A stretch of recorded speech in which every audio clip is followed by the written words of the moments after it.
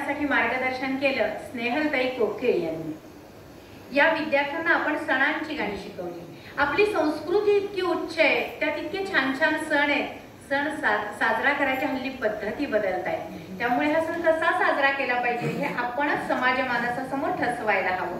त्यामुळे आपण जन्माष्टमी, गुरुपौर्णिमा, नारळी पौर्णिमा, नवरात्र, दिवाळी इत्यादी इत्यादी अनेक सणांची गाणी त्यांना शिकवली. एवढं सगळं म्हटलं तर काय, आमचा गायनाचाच कार्यक्रम 2 तास चालेल, शक्य नाही आपल्याला. त्यामुळे वेळेचं गणित जुळवायचं म्हणून या सगळ्या गीतांची एक छान मेडली आपल्या स्नेहलताईंनी तयार केली. आणि दर्शन दादा आणि मिलिंद दादा यांच्या स्वरवाद्य साथीनं ती आता आपल्या समोर सादर होणार आहे. शास्त्रीय संगीत हा आपल्या संगीताचा आधार, बेस असा असल्याने सर्वात पहिला छोटा, कमी एकदम 5 स्वरांचा, सगळे शुद्ध स्वर असा भूप राग यांना शिकवला. त्याची माहिती यांना सगळ्यांना घरी तुम्ही नक्की विचारा बरं का. आता अगदी एवढंच प्रगटीकरण असणार आहे. हे टीजर असं समजा आणि हे सगळं घरी तुम्ही तुमच्या मुलांकडनं ऐका आणि त्याबाबत लिखित प्रतिक्रिया आम्हाला नक्की नक्की कळवा. 5वीचे सगळे विद्यार्थी तयार नाही, आतुर झालेले गायन सादर करण्यासाठी. सगळ्या 5वीच्या विद्यार्थ्यांना विनंती वजा सूचना की छान म्हणून दाखवा बरं का. पालक आहेत समोर आपले, सादर करतायत गायन.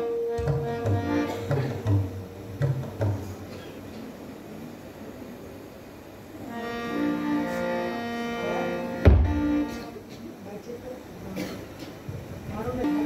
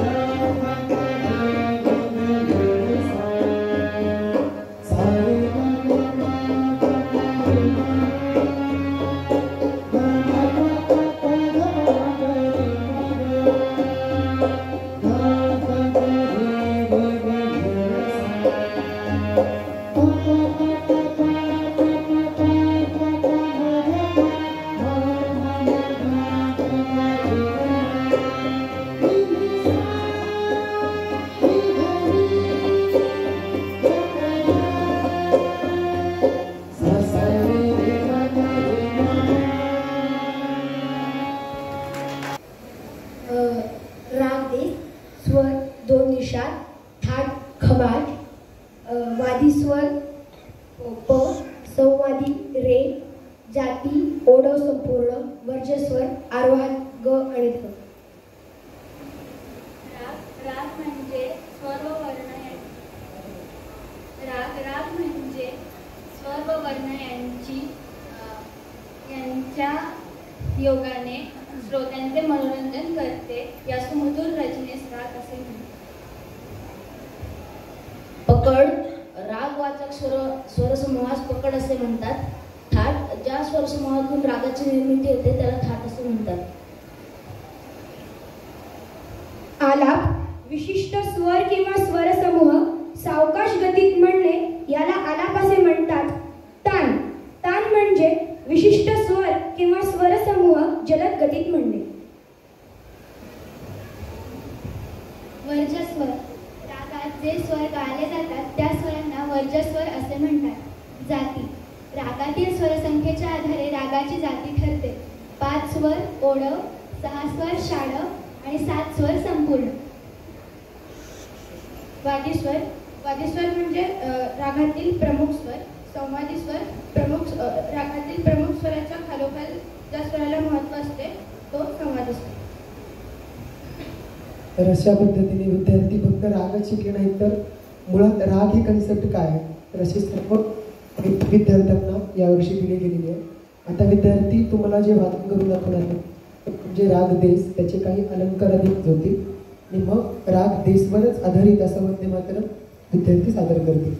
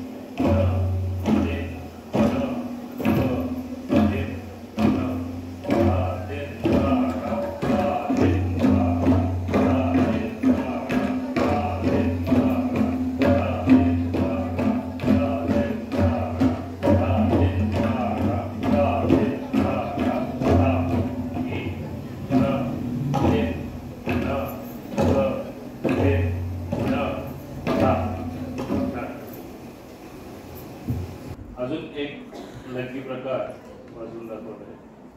1 2 3 सुरू. धा इ न ते न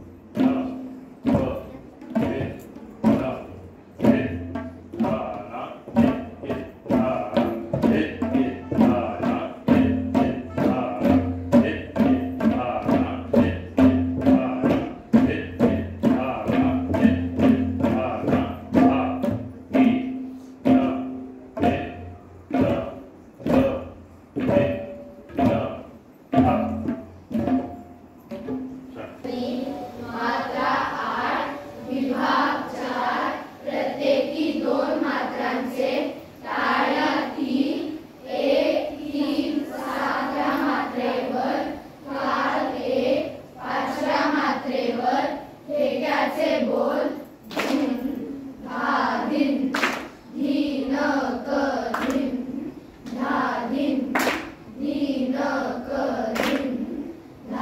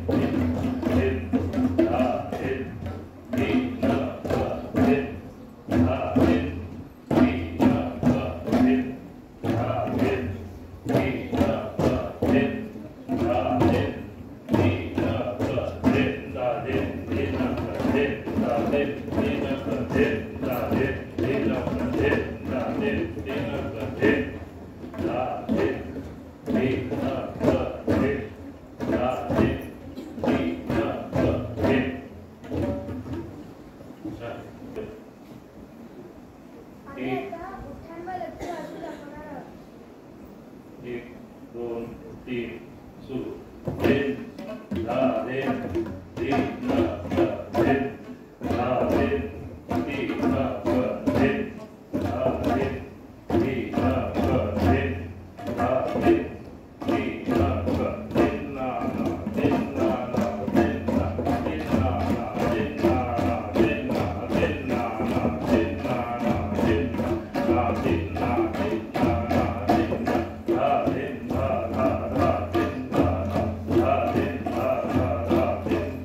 धा ते धा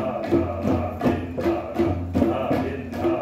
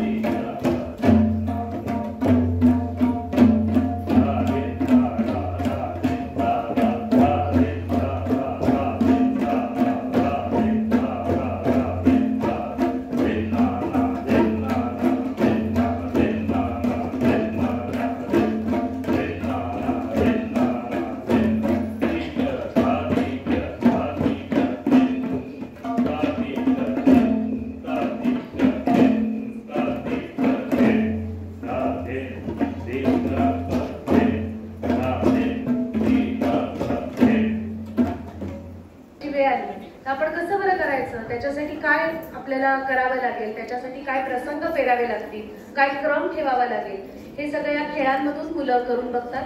त्यानंतर स्थळ निर्मिती हा अत्यंत महत्त्वाचा खेळ आहे. जेव्हा नाट्य प्रशिक्षण म्हणजे जगातल्या कुठल्याही थिएटर वर्कशॉपमध्ये तुम्ही गेलात तर नाट्य प्रशिक्षणात पहिल्यांदी स्थळ निर्मिती हा खेळ घेतला जातो, ज्याच्यामध्ये एखादी जागा आपल्या हावभावांमधून, आपल्या हालचालींमधून, आपल्या संवादांमधून प्रेक्षकांसमोर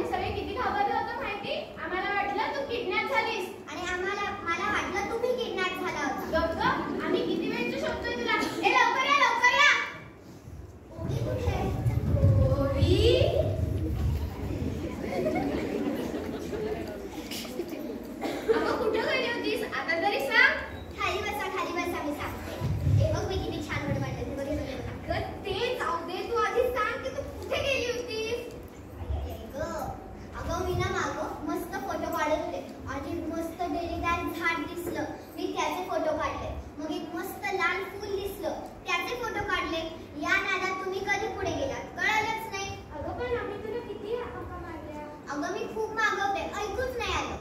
आई, तुझा स्वरालीचा हात कसा काय सुटला? अगं तुम्ही खूप पुढे जात होता. बरोबर, ते सगळं जाऊ दे. आता आम्हाला केक दे ना. अरे देवा. या कॅसेटमध्ये आपण सगळ्या लहानपणी ऐकलेल्या कथा या मुलांनी सुद्धा ऐकलेल्या आहेत. त्यातल्याच काही कथांपैकी एक कथा गार्गी आणि आत्या सादर करते. यानंतर पुढच्या जाहिरातीतल्या मुलींनी तयार राहायचे. नमस्कार, माझं नाव गार्गी. माझं नाव आत्या. आमच्या गोष्टीचं नाव आहे 4 कोबड्या मुली. एक आटपाट नगर असतं. त्या नगरात एक ब्राह्मण राहायचा. त्याला 4 मुली होत्या. त्यातल्या 3 मुली कोबड्या होत्या, पण त्यातली सर्वात लहान मुलगी अजून बोललेली नव्हती. एक दिवस त्या अंगणात रांगोळी काढत होती. तेव्हा तिला एक छोटीशी मुंगी चावली. ती जोरात ओरडली, अय्यो मुंगी चावली. ब्राह्मणाने डोक्याला हातच लावला. त्याच्या 4च्या 4 मुली कोबड्या निघाल्या. एक दिवस ब्राह्मण बाहेर गावी जातो. भरपूर कष्ट करून पैसे कमवून मग घरी येतो. नंतर एक दिवस ब्राह्मण मुलींना म्हणतो, मी आल्यावर मस्त पंचपक्वान्नांचा बेत करून ठेवा. त्यासाठी जे सामान लागेल ते आत्ताच आणून ठेवा. मग ब्राह्मण जातो. मुली ठरवायला लागतात की आपण काय करायचं. मोठी मुलगी म्हणते, आपण पोळी, खताची आमटी आणि पदिऱ्याची भाजी करूया. दुसरी मुलगी म्हणते, कुवई पापड, कोथिंबीर, अगं खूप काही करूया. मग आमचा सगळा मस्त बेत ठरतो. थोड्या वेळाने ब्राह्मण घरी येतो. मग 2 मुली ताटपाणी घेतात. ताटामध्ये रांगोळी काढतात, उदबत्त्या लावतात. 2 मुली स्वयंपाक करतात. थोड्या वेळाने पाहुणे दारात येतात. ब्राह्मण त्यांना रामराम म्हणत आसनावर बसवतात. मुली एक एक पदार्थ छान पानात मांडायला सुरुवात करतात. मग सगळे पदार्थ वाढून झाल्यावर ते पाहुणे एक श्लोक म्हणतात. वदनी कवल घेता नाम घ्या मातृभूसे, सहज स्मरण होते आपुल्या बांधवांचे. हा श्लोक म्हणून पाहुणे जेवायला सुरुवात करतात. छान वाफाळलेला भात, त्याच्यावर तुपाची धार, मीठ, वरण, मस्त असं बेत करतात. मग ब्राह्मण पाहुणे जेवायला सुरुवात करतात. एक पाहुणा म्हणतो, कढी तर काय सुरेख झाली हो, वाट्यात प्यावीशी वाटते. अहो कढी तो सोडा, वांग्याची भाजी काय झणझणीत झाली हो. ते सगळं सोडा, श्रीखंड काय सुरेख झाले. सगळ्या घरभर केशराचा वास पसरलाय. हे ऐकून मुलींना आनंद झाला.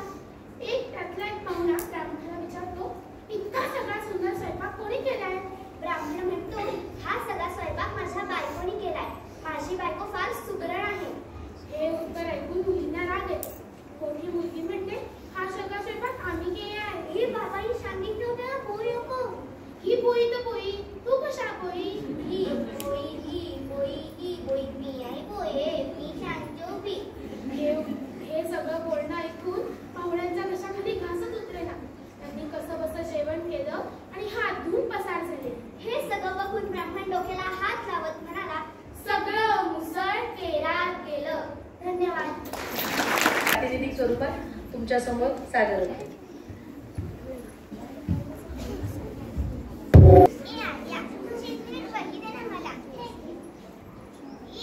किती घाण अक्षरीचा बघा बघा. शिक्षा होणार आर्याला, कुत्र्याचा पाय मांजराला. शिक्षा होणार आर्याला, कुत्र्याचा पाय मांजराला. अगं मी अक्षर चांगला काढायचा प्रयत्न करतेय, पण या चष्म्यामुळे मला काही नीट दिसतच नाही. अरे बापरे, आर्या तू कोणता चष्मा वापरतेस? लेन्स काढता. मग आजपासून वापर हा चष्मा. का गं? हा स्टेज होतो आणि तुला ना ह्याचा तुझा आवडीचा कलर पण मिळेल. वाव, खरंच ना? खरंच मला या चष्म्यातून आता खूप नीट दिसतंय. हो ना? हो. चष्मा सुपर हिट, आर्याला दिसायला लागले नीट. चष्मा सुपर हिट, आर्याला दिसायला लागले नीट. तर आजपासून वापरा फक्त चष्मा टिंग टॉंग. तर नाट्य तर छान बघितलं, आता आपल्याला नृत्य बघायचं. विद्यार्थी आपल्या समोर मस्त एकदम दमदार सादरीकरण करणार आहेत. पताका, त्रिपताका, अर्धपताका, कर्दरी मुख, मयूर. तुम्ही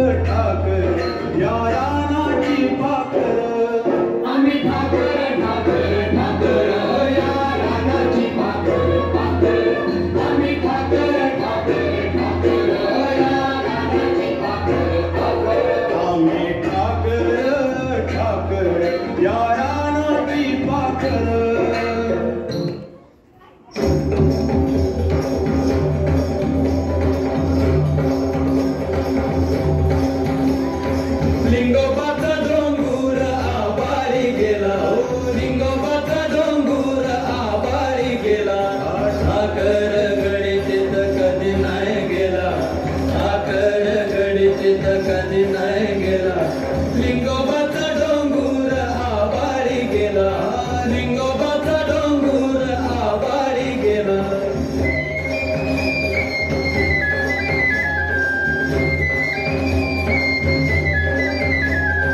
हाती गेई दोर ठाकराचा पोर, हाती गेई दोर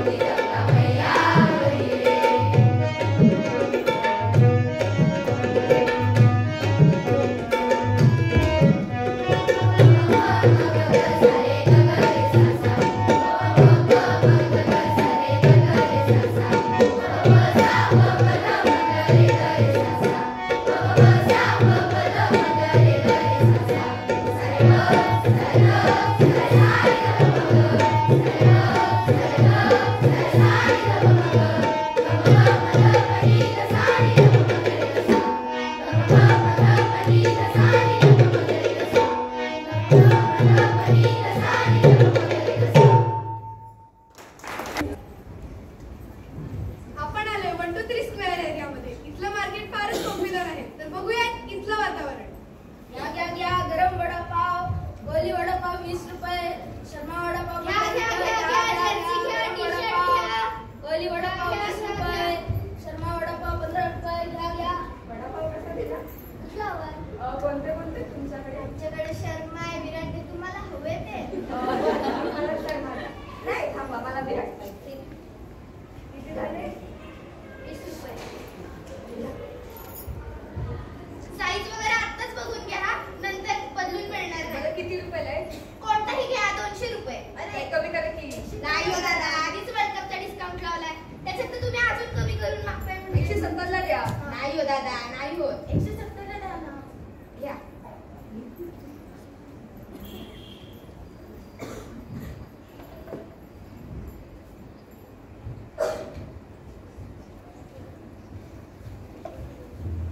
काय दादा, काय देऊ? मला 200 ला कोणताही घ्या. अहो वर्ल्ड कपची ऑफर द्या ना. नाही हो दादा, ते बघा त्यांनाच आत्ता कमी करून दिलाय. थोडंसं तरी कमी करा. नाही हो दादा. अहो मी तुमचे रेग्युलर कस्टमर आहे. नाही हो, नाही हो. थोडंसं कमी करा. नाही दादा. 170 करू. नाही हो दादा, आधीच ऑफर लावली आहे वर्ल्ड कपची. अहो थोडं कमी करा ना. नाही दादा, नाही हो.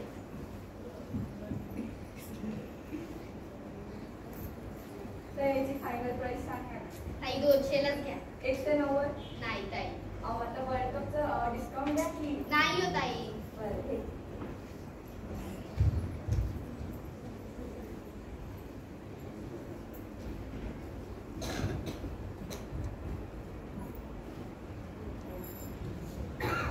आपण आलोय दगडूशेठ मंदिराच्या परिसरात. पाहतोय तसं इथं भाविकांची गर्दी झाली. वर्ल्ड कप मुळे भाविक नवस बोलायला येतात. तर बघूयात इथलं वातावरण.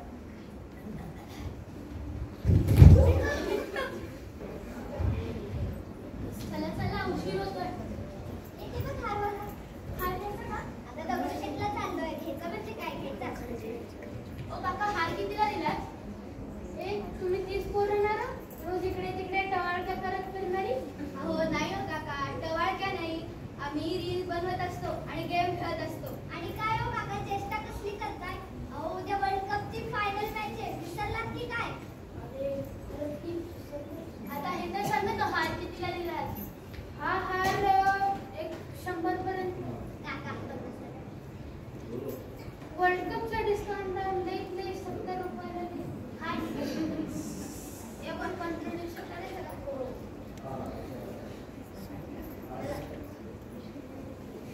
तेव्हा गर्दी वाढली. अरे आदित्य, काय वाटबीट चुकलेत की काय? नाही हो काका, उद्या वर्ल्ड कप आहे म्हणून आम्ही दगडूशेठला नवस बोलायला आलोय. अच्छा, असं वय. चला पटपट उरकून घेऊया, मला अजून खूप काम आहे. चला आपण आरती सुरू करूया. फर्स्ट काय?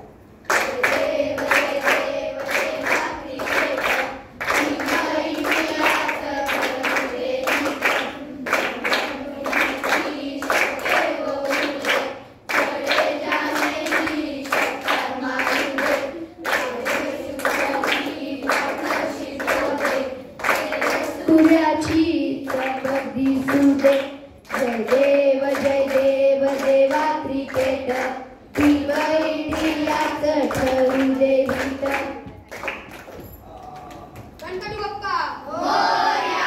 भारत माता की जय. अरे बापरे, सिंहाचं सापडलं. चल मित्रांनो सांगू. हो हो, चल पळ.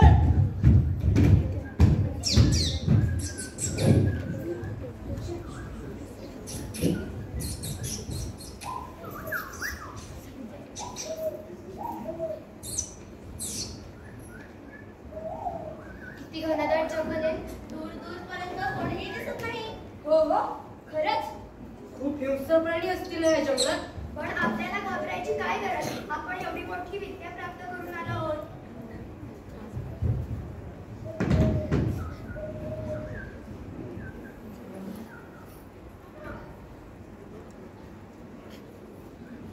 अरे मी कोण? आम्ही खूप मोठे विद्वान आहोत. आणि आम्ही आमची विद्या संपादन करून आमच्या घरी परतत आहोत. या जंगलात खूप हिंस्र प्राणी आहेत. जरा जपून. तुला माहित नाही का आम्ही केवढी मोठी विद्या शिकून आलो आहोत? बरोबर, मी माझं सांगायचं काम केलं. माझा रोजचा रस्ता आहे, बाकी तुम्ही बघा.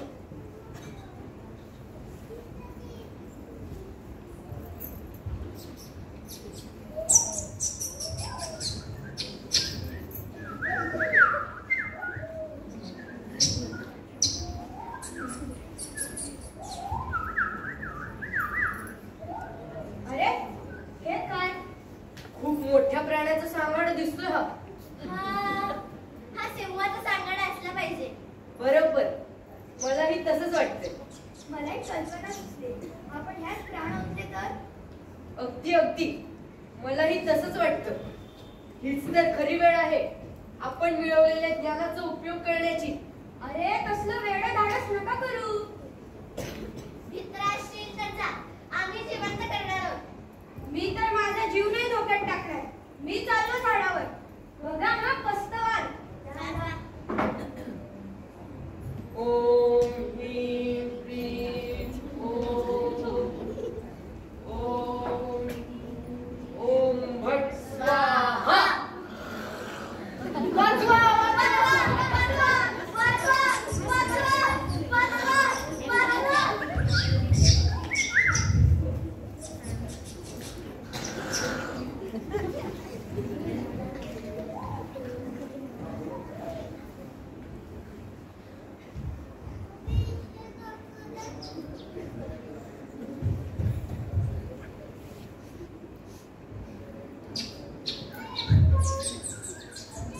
मी सांगितलं होतं वेडं धाडस नका करू. मी तरी काय करणार? आपला जीव गमावलात ना.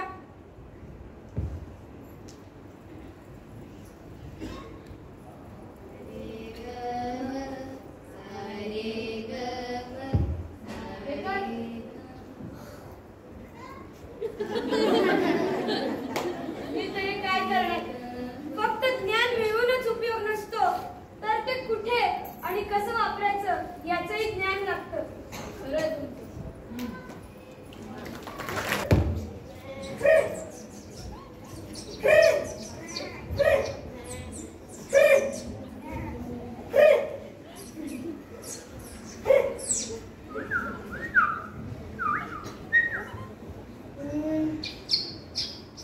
आज फार कंटाळा आला. दररोज आपले तेच. त्या मेंढ्यांना वरती घेऊन यायचं, परत खाली जायचं आणि पुढची सगळी कामं आवरायची. आज काहीतरी वेगळं केलं पाहिजे. काय बरं करूया? भारी कल्पना सुचली. वाचवा वाचवा लांडगाला राला, लांडगाला राला.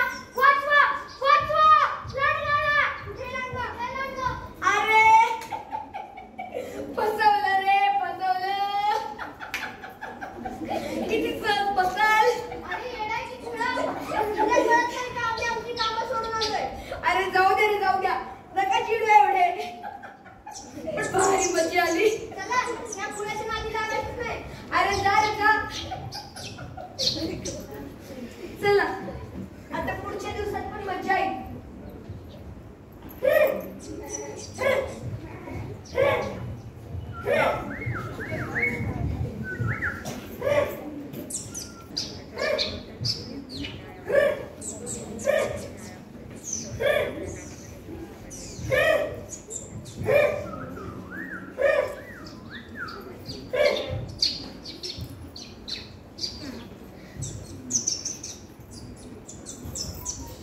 तसा आजही कंटाळा आलाय फार.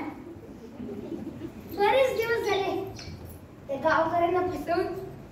अगदी सहज फसतात ते भोळे. आज परत तीच युक्ती वापरू. वाचवा वाचवा लांडगाला राला, लांडगाला राला. वाचवा वाचवा. अरे अरे अरे परत फसलात. किती भोळ्यात, किती भोळ्यात. अरे आम्ही आमची कामं सोडून येतो. अरे जाऊ दे रे, अगदी सहजपणे फसता तुम्ही. चला, पुढच्या वेळेस तर मदतीला यायचंच नाही. अरे जाऊ दे रे. भारी मजा आली. पुढची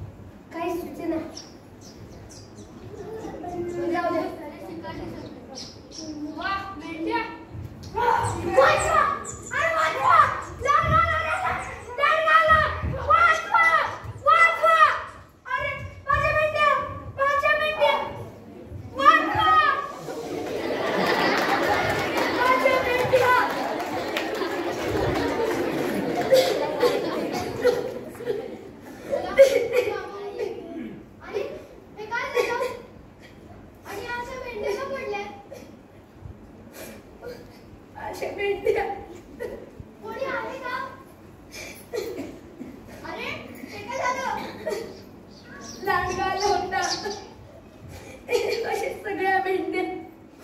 अरे आम्हाला वाटलं तू आम्हाला फसवत आहे. तू नेहमी आम्हाला फसवत होतास. तुला आता तुझ्या कर्माची फळं मिळाली. जाऊ दे, चला चला, त्याच्या कर्माने त्याच्या मेंढ्या गेल्या.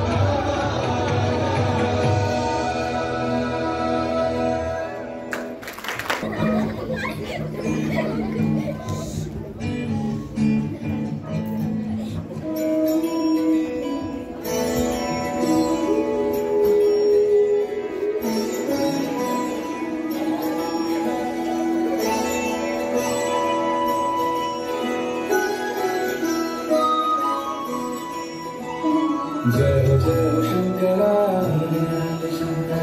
आदिदेव शंकरा तेरे जाप के बिना चले ये सांस किस तरह मेरा कर्म तू ही जाने क्या बुरा है क्या भला तेरे रास्ते पे मैं तो आंख मूंद के चला तेरे नाम की जोत ने सारा लिया तमस मेरा नमो नमो शंकरा भोले राम शंकरा जय भोलेनाथ शंभो शिवाय शंकरा नमो नमो शंकरा भोले राम शंकरा